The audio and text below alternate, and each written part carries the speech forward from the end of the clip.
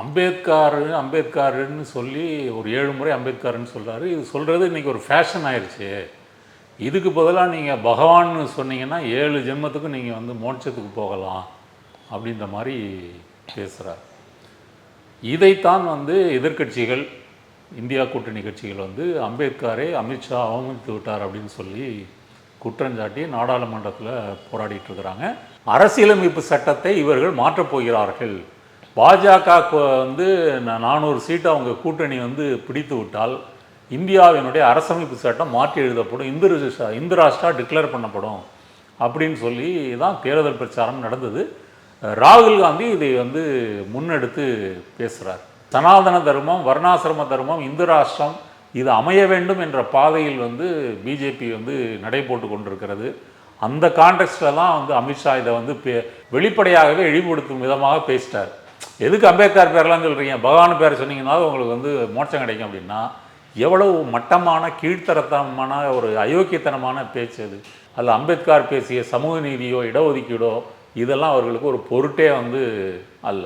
அதனால் ஆண்டைகள்கிட்ட வந்து நீங்கள் வந்து மன்னிப்பு வந்து எதிர்பார்க்க முடியாது.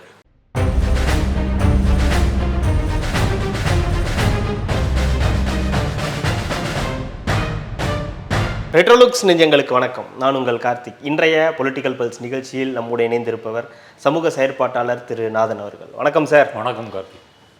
நேற்றிலிருந்து ஒரே கலைபரமாக இருக்குன்னு சொல்லலாம். டெல்லியாக இருக்கட்டும், தமிழ்நாடாக இருக்கட்டும், எல்லா இடத்திலும் ஒரே ஒரு பேச்சு தான், அம்பேத்கர் அப்படின்ற ஒரே ஒரு முழக்கம். அது மட்டும்தான் எங்கே பார்த்தாலும் எதிரொலிக்குது. நேற்றிலிருந்து சரி, இன்றைக்கும் சரி, பார்லிமெண்ட்டில் கூட நிறைய சம்பவங்கள் நடைபெற்றிருக்கு. ஒரு எம்பி வந்து தலையில் அடிபட்டு கூட மருத்துவமனைக்கு போகிற அளவுக்கு அங்கே மாறி இருக்குது. ஒரு பக்கம் காங்கிரஸின் கூட்டணி கட்சிகள் எல்லாரும் சேர்ந்து போராட்டத்தில் இறங்கியிருக்காங்க. அவர்களுக்கு எதிராக அப்படியே பாஜகவும் போராட்டத்தில் காங்கிரஸுக்கு எதிராக இறங்கியிருக்கு. இது எல்லாத்துக்கும் ஒரே காரணம், இந்த ஒரே நாடு ஒரே தேர்தல் அந்த சம்பவம் பேசினதற்கு பிறகு அமித்ஷா அவர்கள் பேசிய அந்த பேச்சு, அம்பேத்கர்னு அது ஒரு பேஷனாகவே மாற்றிட்டீங்க அப்படின்ற ஒரு ஸ்டேட்மெண்ட் வந்து பெரிய பேசு பொருளாக மாறியிருக்கு. அப்படின்னும் போது எப்படி பார்க்குறீங்க? அங்கே என்ன நடைபெற்றுருக்கு? ஒரு பக்கம் ராகுல் காந்தி ஒரு எம்பியை தள்ளி விட்டதாக ஒரு செய்தி சொல்லப்படுது. இன்னொரு பக்கம் அவர் ராகுல் காந்தியை தான் வேற ஒருத்தவங்க தள்ளி விட்டாங்கன்ற ஒரு செய்தியும் பேசப்படுது. என்ன நடந்துகிட்டு இருக்கு சார்? இது இந்த அரசியலமைப்பு சாசனத்தினுடைய 75வது ஆண்டு அதை கொண்டாடும் விதமாக பாராளுமன்றத்தில் வந்து பேசுகிறாங்க. இதை ஒட்டி தான் வந்து உள்துறை அமைச்சர் அமித்ஷா வந்து பேசுகிறாரு. என்ன பேசுகிறாரு? முந்தா நாள் பேசும் பொழுது அம்பேத்கர்னு சொல்லி ஒரு 7 முறை அம்பேத்கர்னு சொல்கிறாரு. இது சொல்கிறது இன்றைக்கி ஒரு ஃபேஷன் ஆயிடுச்சு. இதுக்கு பதிலாக நீங்கள் பகவான்னு சொன்னீங்கன்னா 7 ஜென்மத்துக்கும் நீங்கள் வந்து மோட்சத்துக்கு போகலாம் அப்படின்ற மாதிரி பேசுகிறார். இதைத்தான் வந்து எதிர்க்கட்சிகள், இந்தியா கூட்டணி கட்சிகள் வந்து அம்பேத்கரை அமித்ஷா அவமதித்து விட்டார் அப்படின்னு சொல்லி குற்றஞ்சாட்டி நாடாளுமன்றத்தில் போராடிட்டு இருக்கிறாங்க. அவைக்கு வெளியேயும் அண்ணல் அம்பேத்கரின் படத்தை வைத்து கொண்டு போராடுறாங்க. இப்போ எதிர்க்கட்சிகளில் குற்றச்சாட்டில் உண்மை இருக்குதா இல்லையா? இப்போது அமித்ஷா என்ன, மோடி வந்து என்ன சொல்கிறாரு, காங்கிரஸ் தான் வந்து அம்பேத்கரை வந்து அவமதித்து விட்டது, 2 தேர்தல்களில் அவரை தோற்கடிச்சிருக்கிறாங்க, நாங்கள் தான் அம்பேத்கரை வந்து தூக்கி பிடிக்கிறோம் அப்படின்னு மோடி வந்து சொல்கிறாரு. அமித்ஷா சொல்கிறாருன்னா என்ன சொல்கிறாருன்னா, என்னுடைய பேச்சை வந்து திரித்து வந்து அவங்க குற்றம் சாட்டுறாங்க. ஒன்று பகுதியாக வெட்டி பேசுகிறாங்க, இன்னொன்று ஏஐ பண்ணிட்டாங்க அப்படின்றாரு. ஆமாம், அப்படி வந்து குற்றம் சாட்டுறாரு. இப்போ வந்து நாடாளுமன்றத்தில் ஒருத்தர் பேசுகிறாங்க அப்படின்னா அது வந்து உலகத்துக்கே தெரியும். அது வந்து லைவாக வந்து பார்லிமெண்ட் லைவ் தான், பார்லிமெண்ட் வந்து லைவ் தான். நீங்கள் வந்து அந்த டிடி லோக்சபா அந்த சேனலில் போய் பார்த்தீங்கன்னா லைவ் தான். அதில் பாராளுமன்ற உறுப்பினர்களும் பார்க்குறாங்க, மக்களும் வந்து பார்க்குறாங்க. அப்போ இந்த பேச்சை வந்து யாரும் வந்து திரித்து குறுக்கி எடிட் பண்ணி மாற்றியெல்லாம் வெளியிட முடியாது. அவர் பேசுனது அப்படியே இருக்குது. இப்போ அமித்ஷா ஏன் அப்படி பேசினார் அப்படின்னு சொன்னால், சங்க பரிவாரத்துக்கும் அம்பேத்கருக்கும் என்றைக்குமே ஆகாது. ஒரு உதாரணத்துக்கு சொல்கிறதா இருந்தால், ஒரு வருஷத்துக்கு முன்னாடி வந்து தமிழ்நாட்டில் ஆர்பிவிஎஸ் மணியன் அப்படின்னு வந்து ஒரு விஸ்வந்து பரிஷத்தில் செயல்பட்ட ஒரு தலைவர், பார்ப்பனர். அவர் வந்து விவேகானந்தரை பற்றியும் பாரதியை பற்றியும் பேசுகிறதுக்கு போயிருக்கிறார். நீங்கள் அவங்க 2 பேரை பற்றி பேசுகிறதுக்கு பதிலாக திருவள்ளுவரை அவமதிக்கிறார். ராமர் என்னைக்கு பிறந்தாருன்னு நட்சத்திரம் இருக்குது, அதெல்லாம் இருக்குது, சொல்ல முடியும். திருவள்ளுவர் என்னைக்கு பிறந்தாருன்னு ஒரு நட்சத்திரம் இருக்கா, அவர் யார் அப்படின்னு வந்து பேசுகிறாரு. அப்புறம் வந்து அம்பேத்கர் தான் அரசியலமைப்பு சட்டத்தெல்லாம் எழுதிட்டாங்கன்னு சொல்கிறாரு. இது வந்து சுத்த உளறல். அம்பேத்கர் ஒரு கிளர்க்கு வேலையை பார்த்தாரு. எல்லாரும் பேசுவாங்க, ஸ்டெனோகிராஃபர் வந்து அதை டைப் அடிப்பார். டைப் அடித்ததை வந்து கரெக்டாக இருக்கான்னு பார்த்தா ஒரு கிளார்க்கு தான் வந்து அம்பேத்கர். அம்பேத்கர் வந்து ஒரு சக்கிலியர். இப்படி வந்து பேசி வந்து சக்கிலியர்களும் பறையர்களும் பல்லர்களும் கல்யாணம் பண்ணிக்குவாங்களா, இப்படிலாம் வந்து பேசியிருக்கிறார். அப்போ தமிழ்நாட்டில் சங்க பரிவாரத்தினுடைய ஒரு முக்கியமான தலைவர் அம்பேத்கரை பற்றி என்ன பேசியிருக்கிறாங்கிறது இதுலேருந்து தெரியுது. இங்கேயே அப்படின்னா வட இந்தியாவில் நீங்கள் சொல்லவே வந்து வேண்டாம். அப்போது சங்க பரிவாரம் இந்துத்துவாவினுடைய உள்ள கிடக்கையை வந்து அமித்ஷா வந்து வெளிப்படுத்தியிருக்கிறாருன்னு தான் இதை பார்க்குறாங்க. அதாவது அவங்க உதட்டளவில் வந்து அம்பேத்கருக்கு மணிமண்டபம் கட்டிட்டோம், நினைவு சின்னம் எழுப்பிட்டோம், பாராளுமன்றத்தில் ஒரு உருவ சிலை வந்து திறந்து வச்சுருக்குறோம், இப்படிலாம் வந்து உதட்டளவில் ஒரு அடையாளமாக ஒரு பூஜை அறை வழிபாடு மாதிரி செய்கிறாங்களே தவிர உள்ளத்தில் வந்து ஆழ்மனதில் வந்து அவங்க அம்பேத்கரை மிக கடுமையாக வந்து வெறுக்கிறாங்க. இப்போ சென்ற நாடாளுமன்ற தேர்தலையே 2024 நாடாளுமன்ற தேர்தலையே அரசியலமைப்பு சட்டத்தை இவர்கள் மாற்றப் போகிறார்கள். பாஜக வந்து 400 சீட்டு அவங்க கூட்டணி வந்து பிடித்து விட்டால் இந்தியாவினுடைய அரசமைப்பு சட்டம் மாற்றி எழுதப்படும், இந்து ராஷ்டிரா டிக்ளேர் பண்ணப்படும் அப்படின்னு சொல்லி தான் தேர்தல் பிரச்சாரம் நடந்தது. ராகுல் காந்தி இதை வந்து முன்னெடுத்து பேசுகிறார். அப்போவே வந்து இந்த பிரச்சனை வந்து வந்துருச்சு. இப்போ இந்த அரசியலமைப்பு சாசனத்தினுடைய 75வது ஆண்டு விழாவில் மோடி வந்து கிட்டத்தட்ட 1 மணி நேரம் 10 நிமிஷம் வந்து பேசியிருக்காரு. 1 மணி நேரம் 110 நிமிஷம் பேசியிருக்காரு, கிட்டத்தட்ட 1.5 மணி நேரத்துக்கு மேலே. அவர் பேசுனது ஃபுல்லாக பார்த்தீங்கன்னா நேரு, இந்திரா, ராஜீவ்காந்தி, காங்கிரஸு, இந்த குடும்பம் தான் நாட்டை வந்து இது பண்ணிடுச்சுன்னு சொல்லி அப்படி அதை தான் பேசியிருக்காரு தவிர அம்பேத்கரை பற்றி அதிகம் பேசலை. இப்போ அமித்ஷாவும் அதே தான் வந்து பேசியிருக்கிறார். இது வந்து எப்படி இருக்குதுன்னு கேட்டிங்கன்னா, இன்றைக்கு அம்பேத்கர் வந்து ஏன் நாடு முழுவதும் பேசப்படுகிற அமித்ஷாவினுடைய வாதப்படியே எடுத்துக்குவோம், அது ஏன் ஒரு ஃபேஷனாக இன்றைக்கி மாறி இருக்குது அப்படின்னு சொன்னால், முன் எப்போதும் இல்லாத வரைக்கும் இன்றைக்கு வந்து அரசியல் சாசனத்துக்கு ஒரு ஆபத்து ஏற்பட்டிருக்கு. இப்போ நீங்கள் ஒரு நாடு ஒரு தேர்தலாக இருக்கட்டும், அதுக்கு முன்னாடி சிஏஏ கொண்டு வந்ததாக இருக்கட்டும், இப்படி பல விஷயங்களை வந்து சொல்லலாம். ஸ்காலர்ஷிப்பை வந்து அவங்க நிறுத்தியிருக்கிறாங்க. இதெல்லாம் வந்து அப்புறம் வந்து இவங்க மேல் சாதியினருக்கு வந்து 10% இடபிள்யூஎஸ். இப்போ இதெல்லாம் வந்து அம்பேத்கருக்கு எதிரான செயல்கள். இது எல்லாமே அம்பேத்கர் வந்து பிறப்பின் அடிப்படையில் சாதி மத பாலின பாகுபாடு வந்து பார்க்கக்கூடாது அப்படின்றத தான் தன்னுடைய சோஷியல் ஜஸ்டிஸ் அப்படின்னு சொல்கிறாரு. பிஜேபி வந்து செய்கிறது வந்து சோஷியல் ஜஸ்டிஸுக்கு எதிரான சோஷியல் என்ஜினியரிங். சோஷியல் என்ஜினியரிங்னா ஒரு சாதி ஒரு வந்து உயர்த்தி விட்டு இன்னொரு சாதியை வந்து அதுக்கு எதிராக காட்டுவது. ஒவ்வொரு மாநிலத்திலையும் வந்து எந்த சாதிகளை எல்லாம் நம்ம வந்து சேர்த்து அணிதிரட்டினா நமக்கு வாக்கு கிடைக்குமோ அந்த சாதிகளை அதுக்கு எதிராக உள்ள சாதிக்கு எதிராக அணிதிரட்டுவது. இதை தான் அவங்க வந்து செஞ்சிட்ருக்குறாங்க. அப்போ எதிர்க்கட்சிகள் இதற்கு முன்னாடி வந்து அதானியை பற்றி பேசியிருக்காங்க. அதானிக்கு வந்து பாராளுமன்ற கூட்டு நடவடிக்கை குழு கேட்டாங்க, அது நடக்கலை. இப்போ ஒரே நாடு ஒரே தேர்தல் வந்திருக்கு, அதை பற்றி பேசுகிறாங்க. இப்போ அதெல்லாம் வந்து திசை திருப்பும் வகையில் வந்து இன்றைக்கு வந்து அந்த கேள்வி தான். அது இப்போது நிறைய பிரச்சனைகள், நிறைய அதை பற்றிய சர்ச்சைகள்லாம் எழுதிட்டு இருக்கும்போது இந்த ஒரே நாடு ஒரே தேர்தலை மடை மாற்றுவதற்காக பேசப்பட்ட ஒரு விஷயமா இதை பார்க்கணுமா, இல்லை எதேச்சையாக அவர் பேசணுன்றது இதுவாக இருந்திருக்கு? இல்லை, அவர் என்ன உள்ளே இருக்குதோ அதை பேசிட்டார். அவர் உள்ளே இருந்து வெளியே வந்துருச்சு. உள்ளக்கிடங்கில் என்ன இருந்ததோ அது அப்படியே ஆமாம் வெளியே வந்துருச்சு. இயல்பாக தான் பேசியிருக்கிறாரு. ஓகே. இப்போ ஒரே நாடு ஒரு தேர்தல் வந்து அது நிறைவேறல. அம்பேத்கர் அப்படின்ற ஒரு பேரை ஒரு 7 முறை சொல்கிறாருன்னா அப்போ அவருக்கு என்ன ஒரு அந்த அளவு வெறுப்பு இருக்குன்னு அர்த்தங்க. நீங்கள் அப்போ மோடி சொன்ன அந்த பாயிண்ட்டுக்கு வரேன். 2 முறை காங்கிரஸ் கட்சியினர் அம்பேத்கரை தோற்கடித்தார்கள், 52 57ன்னு சொல்கிறாரு இல்லையா? அதில் உண்மையில் என்ன நடந்துச்சுன்னா, அம்பேத்கர் என்ன சொல்கிறாருன்னா 1952 தேர்தலில் சாவர்கரும் கம்யூனிஸ்ட் தலைவர் டாங்கேவும் தான் என்னை தோற்கடித்தார்கள் அப்படின்னு சொல்கிறார். ஏன் சாவர்கர் வந்து என்னை தோற்கடித்தார்னு சொல்கிறாரு? சாவர்கர் வந்து இந்து மகாசபையினுடைய தலைவர். காந்தியினுடைய கொலை வழக்கில் வந்து அவர் ஒரு குற்றவாளியாக சேர்க்கப்பட்டவர். இப்போ சாவர்கர் என்ன சொல்கிறாருன்னா, அம்பேத்கர் வந்து அளித்த அந்த அரசியலமைப்பு சட்டத்தில் வந்து பாரதிய பண்பாடு விழுமியங்கள் மரபு எதுவுமே இல்லை, சனாதன தர்மம் எதுவுமே இல்லை, மனு தர்மத்தின் கூறுகள் எதுவுமே இல்லை, அதனால இந்த அரசியல் சாசன சட்டத்தை வந்து இந்துக்கள் நிராகரிக்க வேண்டும், இப்படி வெளிப்படையாகவே பேசினார். அப்போ அம்பேத்கரே வந்து காங்கிரஸ்ன்னு சொல்லலை. இப்போ நான் இன்னொரு கேள்வி கேட்குறேன். இப்போ சர்தார் வல்லபாய் பட்டேல் வந்து எந்த கட்சியை சேர்ந்தவர்? காங்கிரஸ் கட்சியை சேர்ந்தவர் தானே. அவருக்கு எதுக்கு உலகத்திலே உயரமான சிலையை வந்து நீங்கள் வச்சீங்க? அப்போ காங்கிரஸில் இருக்கக்கூடிய வலதுசாரிகள், சனாதனிகள், இந்துத்துவவாதிகள், சங்கிகள், இப்படி ஒரு கூட்டம் வந்து இருக்குது. அவர்களை வந்து பாஜகவோ ஆர்எஸ்எஸோ வந்து ஆதரிக்குது. அதனால தான் வல்லபாய் பட்டேல் வந்து வலதுசாரி. நீங்கள் ஆர்எஸ்எஸ் மீது காந்தி கொலையில் தடையெல்லாம் வந்த பிறகு கூட அந்த தடையை நீக்குவதற்கு வந்து ஆர்எஸ்எஸ் வந்து பேச்சுவார்த்தை நடத்தினது வந்து வல்லபாய் பட்டேல்கிட்ட தான், இல்லையா? அப்போது அவர்கள் வந்து இவர்கள் நலனை பிரதிபலிக்கிறார்கள். இது 52. 57 என்ன சொல்கிறாருன்னா, அவர் சட்டத்துறை அமைச்சராக வந்து ராஜினாமா பண்ணுறார். இந்த ஹிந்து சிவில் சட்டத்தை நிறைவேற்ற விடமாட்டேன்னு சொல்கிறாங்க.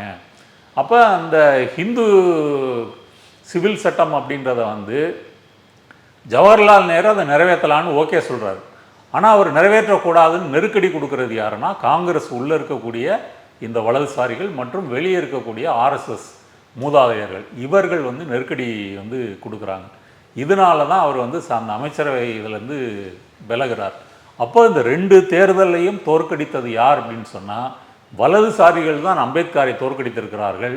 மோடியினுடைய முன்னோர்கள் தான் அவரை தோற்கடித்திருக்கிறார்களே தவிர காங்கிரஸ் கட்சின்னு அப்படி சொல்ல முடியாது. இன்னொரு புறம் காங்கிரஸ் கட்சிக்கும் காந்திக்கும் அம்பேத்கருக்கும் உள்ள முரண்பாடு என்பது வரலாறு. அது வந்து வரலாறு பதிவு செஞ்சிருக்கு. எந்தெந்த விஷயங்களில் நான் காந்தி சொல்வதிலேருந்து மாறுபடுறேன் அப்படின்றத மிக கடுமையாக வந்து அம்பேத்கர் வந்து எழுதியிருக்கிறாரு. காங்கிரஸ் கட்சி இந்த சமூக நீதிக்கு எப்படி வந்து எதிராக இருக்குது அதையும் அவர் வந்து பதிவு பண்ணியிருக்கார். காங்கிரஸ் கட்சி இன்றைக்கு மாறி இருக்கிறது. இன்று வந்து சாதி வாரியாக கணக்கெடுக்கணும்னு வந்து முதல் குரல் கொடுத்து இன்று வரையும் அதில் உறுதியாக இருக்கிறது ராகுல் காந்தி, இல்லையா? இப்போ அம்பேத்கருடைய கனவு அந்த சமூக நீதி நிறைவேறணும். அதாவது வந்து அரசியல் சாசனத்தை நிறைவேற்றும் போது அம்பேத்கர் என்ன சொன்னாருன்னா, நாம் வந்து இப்போ வந்து ஒரு அரசியல் ஜனநாயகம் என்பது வந்து நமக்கு வந்து வழங்கப்பட்டிருக்கிறது, ஆனால் சமூக ஜனநாயகத்தை நாம் இன்னும் அடையவில்லை. சமூக ஜனநாயகம்னா ஊர் சேரின்னு பிரிஞ்சு தான் இருக்குது. நீங்கள் வந்து ஊருக்குள்ளே வந்து வரக்கூடாது, கோயிலில் நுழையக்கூடாது, தண்ணி எடுக்கக்கூடாது. இப்போ அவருடைய காலத்திலேயே வந்து அந்த குளத்தில் தண்ணி எடுக்கிற போராட்டம் ஒன்று, அப்புறம் 1927 அந்த போராட்டம், 1930 வந்து காலாராம் கோவில் நுழைவு போராட்டம். இந்த போராட்டங்களையெல்லாம் அம்பேத்கர் முன்னெடுப்பதற்கு காரணம் என்னென்னா, அவர் காலத்தில் வந்து இந்த மாதிரி வந்து பட்டியலின மக்கள் வந்து அவ்வளோ கொடுமைக்கு ஆளாக்கப்பட்டார்கள். இப்போ இந்த 2 போராட்டத்தையும் வந்து எதிர்த்தது யார்? மோடியினுடைய முன்னோர்கள் தான் எதிர்க்கிறாங்க. உடனே அந்த குளத்துக்கு வந்து தீட்டு கழிப்பு சடங்கு நடத்துறது, அப்புறம் காலாராம் கோயிலில் வந்து நுழைய விடாமல் வந்து தடுக்கிறது, எப்படி நீங்கள் அவர்களெல்லாம் வந்து உள்ள விடலாம் அப்படின்னு சொல்லி வந்து கடுமையாக இழிவுபடுத்தி பேசுறது. அப்போ மோடியினுடைய அன்னைக்கு வந்து ஆர்எஸ்எஸ் 1925 ஆரம்பிச்சிட்டாங்க. ஹெட்கேவார்ன்றவர் 1925 ஆரம்பிச்சிட்டாரு. அப்போ 27 அந்த நீருக்கான போராட்டம், 30 கோயில் நுழைவு போராட்டம். அப்போ இந்த 2 போராட்டத்துக்கு எதிராக அவருடைய ஆர்எஸ்எஸ்னுடைய வலதுசாரிகளும் வந்து வேலை செய்கிறாங்க. அதனால் வரலாறு முழுக்க வந்து பார்த்தீங்க அப்படின்னு சொன்னால், ஆர்எஸ்எஸ்னுடைய சித்தாந்தமும் அம்பேத்கருடைய சித்தாந்தமும் நேர் எதிராகத்தான் இருந்திருக்கிறது. அதனால் இன்று வந்து காங்கிரஸ் வந்து மாறி இருக்கிறது. இன்றைக்கு காங்கிரஸ் சமூக நீதி பேசுகிறது. தன்னுடைய தேர்தல் அறிக்கையிலேயே அதெல்லாம் வந்து சொல்லியிருக்கிறாங்க. இன்றைக்கும் அவர்கள் வந்து சாதிவாரி கணக்கெடுப்பு எடுக்கணும்னு சொல்கிறாங்க. அது எடுத்தால் வந்து தெரியும். இப்போ இதே ராகுல் காந்தி வந்து கேட்டிருக்காரா இல்லையா? கேபினெட் செக்ரட்டரியில் ஓபிசி எத்தனை பேர், எஸ்சிஎஸ்டி எத்தனை பேர்னு வந்து கேட்டிருக்காங்க. ஒரு ப்ரெஸ் மீட்டில் ஜேர்னலிஸ்ட்டை பார்த்து கேட்குறாரு, உங்களை எத்தனை பேர் வந்து இந்த பிரிவை சேர்ந்தவங்கன்னு கேட்டிருக்காரு. நீதித்துறை எடுத்துக்கங்க, நீதித்துறையிலே அந்த மாதிரி வந்து ஒடுக்கப்பட்ட மக்களுக்கான பிரதிநிதித்துவம் என்பது முற்றிலும் இல்லை, அல்ல மிக மிக குறைவு. இதுதானோட யதார்த்தம். அப்போ இதை வந்து இதையெல்லாம் தொடர வேண்டும். சனாதன தர்மம், வர்ணாசிரம தர்மம், இந்து ராஷ்டிரம் இது அமைய வேண்டும் என்ற பாதையில் வந்து பிஜேபி வந்து நடை போட்டு கொண்டிருக்கிறது.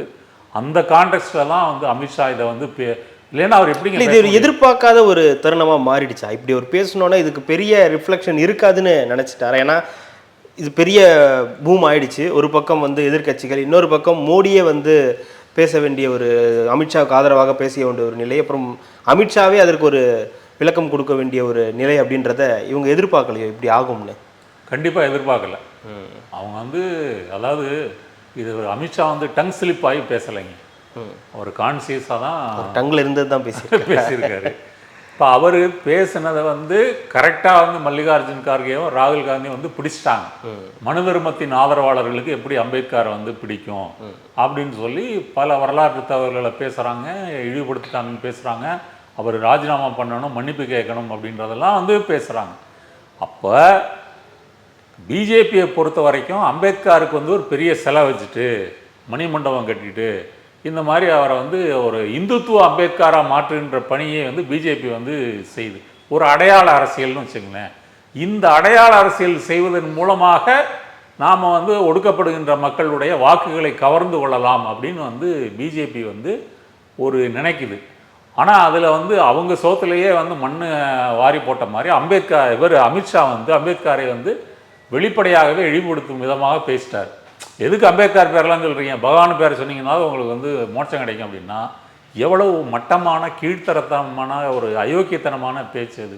அப்போ அதை கரெக்டாக தான் பிடிச்சிருக்காங்க. அப்போ இதன் மூலமாக காங்கிரஸ் கட்சியோ இந்தியா கூட்டணியோ எப்படி வந்து பிஜேபி இந்துத்துவா இவங்க வந்து ஒடுக்கப்படுகின்ற மக்களுக்கு எதிரானவர்கள் அப்படின்னு இந்த முகாந்திரத்தை இந்த வாய்ப்பை வந்து சரியாக பயன்படுத்தி கொண்டு நாட்டு அளவில் தேசிய அளவில் ஒரு விவாதத்தை வந்து எழுப்பியிருக்கிறாங்க. அது சரியானது. இன்னொரு பக்கம் இந்த அமளி எதிர்க்கட்சிகள் செய்யக்கூடிய இந்த போராட்டம் அப்படின்றது எவ்வளோ தூரத்துக்கு போயிருக்கு சார்? பெரிய நீங்கள் சொன்னீங்க இப்போ கூட பெரிய அதிர்வலைகளை ஏற்படுத்திருக்கு அப்படின்றது. அதற்கு இது அம்பேத்கருக்காக செய்யக்கூடிய ஒரு போராட்டம் அப்படின்னா கூட அது ஒரு எதிர்க்கட்சியாக அவர்களை எவ்வளோ வலுப்பெற வச்சிருக்கு இந்த விஷயம்? நீங்கள் அம்பேத்கர் மட்டும் இல்லை, அதானி பிரச்சனையிலிருந்து எதிர்க்கட்சிகள் மேலும் மேலும் ஒன்றாக வந்து நெருங்குவதற்கான வாய்ப்பை வந்து என்டிஏ கூட்டணி வந்து மோடி அமித்ஷா வந்து நிறைய வாய்ப்புகளை வந்து கொடுக்குறாங்க. அந்த வகையில் வந்து இந்த அம்பேத்கர் பற்றிய பிரச்சனை வந்து அரசியல் கட்சிகள் இந்தியா கூட்டணி கட்சிகளை மட்டுமல்ல ஒடுக்கப்படுகின்ற மக்களுக்கும் இந்த மெசேஜ் போய் இன்னைக்கு சேர்ந்துருக்கு. நீங்கள் சமூக வலைத்தளங்களை எடுத்து பார்த்தீங்கன்னா நாடு முழுவதும் இதுதான் இன்னைக்கு வந்து விவாத பொருளாக இருக்கும் பொழுது, இப்போ யூபியில் வந்து இருக்கக்கூடிய பட்டியலின மக்கள் பாஜக வெற்றி பெற்றால் அரசியல் சாசனத்தை மாற்றி எழுதுவார்கள் அப்படின்னு அந்த பிரச்சாரத்தை அவர்கள் ஏற்றுக்கொண்டு தான் பாஜக கூட்டணிக்கு போடாமல் வந்து இந்தியா கூட்டணிக்கு வந்து ஓட்டு போட்டாங்க. அயோத்தி அந்த பாலராமர் இருக்கக்கூடிய அயோத்தியிலேயே எம்பியா ஜெயிச்சது யாருன்னா ஒரு பட்டியலினத்தவர். இவ்வளவுக்கும் அது ரிசர்வ் தொகுதி இல்லை. அகிலேஷ் யாதவனுடைய அந்த சமாஜ்வாடி ஜனதா கட்சி என்ன பண்ணுது, சமாஜ்வாடி கட்சி ஒரு தலித்தை வந்து பொது தொகுதியில் நிறுத்தி வெற்றி பெற செய்யுதுன்னு சொன்னால் இதிலிருந்து நீங்கள் வந்து புரிஞ்சுக்கலாம் பட்டியலின மக்கள் மட்டுமல்ல ஓபிசி மக்களும் கூட இந்த அபாயத்தை எப்படி புரிந்து கொண்டார்கள். இடஒதுக்கீடு என்பது வந்து இப்போ நீங்கள் இப்போ இடபிள்யூஸ்ன்னு எடுத்துங்க. இடபிள்யூஸ் வந்து அரிய வகை ஏழைகள் 8 லட்சத்துக்கு வருமானத்துக்கு குறைவாக இருக்கிறவங்களுக்கு வந்து 10% இடஒதுக்கீடு. அப்போ ஏழைகள் என்பது வந்து உயர் சாதியினர்கள் மட்டும்தான் இருக்கிறாங்களா, மற்றவங்களில் கிடையாதா? இடஒதுக்கீடு கான்செப்டே சமூக ரீதியாக கல்வி ரீதியாக ஒடுக்கப்படுகின்ற மக்களுக்கு கொடுக்க வேண்டிய இடஒதுக்கீடு. அப்போ பாரதிய ஜனதா மோடி அம்பேத்கருக்கு எதிரான இடஒதுக்கீட்டை தான் இதில் வந்து கொண்டு வந்திருக்காங்க. அதே போல் வந்து பல திட்டங்களை இப்போ சிஏ எடுத்துக்கோங்க. வெளிநாட்டிலேருந்து நம்ம அண்டை நாடுகள்லேருந்து முஸ்லீம் மதத்தை தவிர்த்து எல்லா மதத்தினரும் இங்கே அகதிகளாக இங்கே வந்தாங்கன்னா அவங்களுக்கு வந்து நாங்கள் குடியுரிமை கொடுப்போம். இது அம்பேத்கருக்குரிய அந்த அரசியல் அமைப்பினுடைய ஸ்பிரிட்டுக்கு நேர் எதிரானது, அரசியல் சாசனத்துக்கு எதிரானது. ஏன்னா நீங்கள் பிறப்பால் ஒரு மதத்தை வந்து தள்ளி வைக்கிறீங்க. இப்படி ஒவ்வொரு செயல்லையும் வந்து நீங்கள் அதை வந்து பார்க்கலாம். அதனால் நீங்கள் கேட்ட கேள்வி எதிர்க்கட்சிகளை மட்டுமல்ல நாட்டு மக்களுக்கும் இந்த செய்தி போய் சேர்ந்துருக்கு. இன்னொரு பக்கம் மன்னிப்பு கேள் அப்புறம் பதவியிலிருந்து விலகு அப்படின்ற 2 கோஷம் வந்து முன்வைக்கப்படுது. 2வது கோஷத்திற்கான வாய்ப்புகள் மிக மிக குறைவு. ஆனால் முதல் கோஷத்திற்கான வாய்ப்புகள் எவ்வளோ இருக்குன்னு பார்க்குறீங்க சார்? மன்னிப்பு கேள் அப்படின்ற அந்த கோஷத்துக்கான வாய்ப்புகள். அவங்க வந்து நீங்கள் அமித்ஷா வந்து மோடியினுடைய ஆல்டர் ஈகோங்க. அவர் வந்து இதில் மன்னிப்பு கேட்குறதோ ராஜினாமா பண்ணுறதெல்லாம் நினச்சி கூட பார்க்க மாட்டார். ராஜினாமா வாய்ப்பே இல்லை. ஏன் நினச்சி பார்க்க மாட்டாங்கன்னா அவங்க சென்ற பாராளுமன்ற தேர்தலில் இவங்க பேசாத பேச்சா என்னெல்லாம் வந்து பேசுனாங்க. அவங்க இடஒதுக்கீடு எடுத்து முஸ்லீம்களுக்கு கொடுத்துருவாங்க, உங்கள் 2 பசுமாடு இருந்தால் ஒரு மாட்டை பிடிக்குவாங்க, உங்கள் தாலி எடுத்துக்குவாங்க, அப்புறம் வந்தேரிகள், இப்படி வந்து வெளிப்படையாகவே பேசுனாங்களே. தேர்தல் ஆணையம் வந்து ஒன்றும் நடவடிக்கை எடுக்கலையே. இப்போ அவர் அம்பேத்கரை வந்து இன்றைக்கி இழிவுபடுத்தி பேசினவங்க இதற்கு முன்னாடி வந்து ஒடுக்கப்படுகின்ற மக்களை சிறுபான்மை மக்களை எவ்வளவு இழிவுபடுத்தி பேசியிருக்காங்கன்றதை நம்ம வந்து பார்த்துருக்கோம். அதனால் இவங்க மன்னிப்பு கேட்குறதா இருந்தால் அதுக்கு ஒரு ஜென்மம் பத்தாது. அந்த அளவு அவதூறு பேச்சுகள் வந்து நிறைய பேசியிருக்கிறாங்க. அதனால் வந்து ஒரு ஆண்டை மனோபாவத்தில் இருக்கிறவங்க வந்து இந்த மாதிரி வந்து மன்னிப்பெல்லாம் அவங்க இதில் நினைப்பிலேயே வந்து வராது. அந்த ஆதிக்க மனோபாவம் மட்டும்தான் இருக்கும்.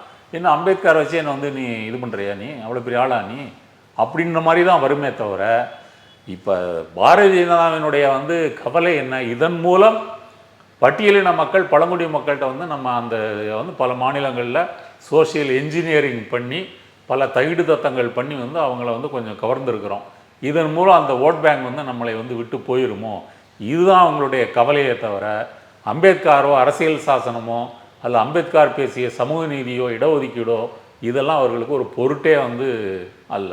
அதனால் ஆண்டைகள்கிட்ட வந்து நீங்கள் வந்து மன்னிப்பு வந்து எதிர்பார்க்க முடியாது. அவர்கள் ஆண்டைகளாக இருக்கிற வரைக்கும், அந்த அதிகாரத்தில் இருக்கிற வரைக்கும் அவர்கள் இப்படித்தான் பேசுவார்கள். இன்னொரு பக்கம் வந்து ராகுல் காந்தி வந்து எதிர்க்கட்சி தலைவராக இருக்கும்போது அது பார்த்தோம், ஒரு எம்பியை வந்து கீழே தள்ளி விட்டுட்டாரு அப்படின்றது அவரும் போய் பேசுகிறாரு. ஆனால் ராகுல் காந்தி தான் தள்ளி விட்டு இந்த மாதிரி ஆயிடுச்சுன்ற ஒரு கோஷத்தை இப்போ முன் வச்சு பாஜக காய் நகர்த்திட்டு இருக்காங்க. இது எதற்கான இப்போ திசை திருப்புறதுக்கு, ராகுல் காந்தி மீது திசை திருப்புறது. ஆமாம், இப்போ வந்து அம்பேத்கரை வந்து இழிவுபடுத்திட்டாங்க அப்படின்ற விவாத பொருளில் இருந்து திசை திருப்பி பாரதிய ஜனதா எம்பி வந்து பாராளுமன்றத்தில் வந்து அடிபட்டார், தலையிலேருந்து ரத்தம் வருது, இப்படி திசை திருப்புவதற்காக இதை வந்து செய்கிறாங்க.